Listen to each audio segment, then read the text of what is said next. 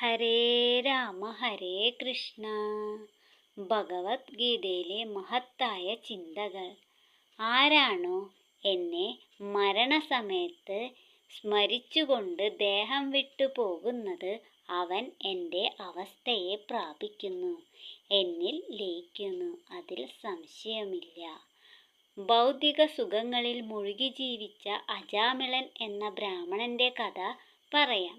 അജാമിളന്റെ ഇളയ മകനായിരുന്ന നാരായണൻ അജാമിളന് ഏറ്റവും വാത്സല്യവും അവനോട് തന്നെ.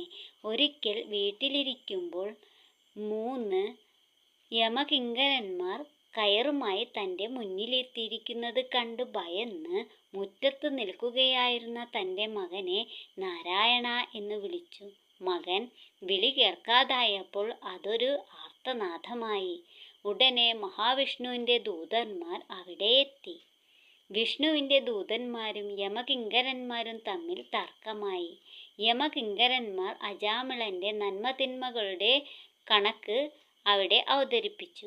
അജാമിളൻ അയാളുടെ മകനെ വിളിക്കുന്നത് കേട്ട് വിഷ്ണുദൂതന്മാർ എത്തേണ്ട യാതൊരു കാര്യവുമില്ലെന്ന്, തങ്ങളുടെ ജോലി തടസ്സപ്പെടരുതെന്നും യമകിങ്കരന്മാർ പറഞ്ഞു.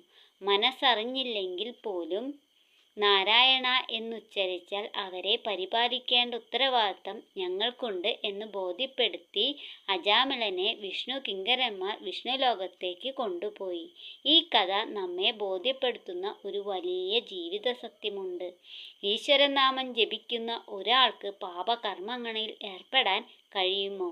ഒരു പ്രാവശ്യം മാത്രം മനസ്സറിഞ്ഞ് നാരായണ എന്ന അജാമിളന്റെ വിളി കേട്ട് അദ്ദേഹത്തെ വിഷ്ണുലോകം പ്രാപിക്കാൻ കഴിഞ്ഞു.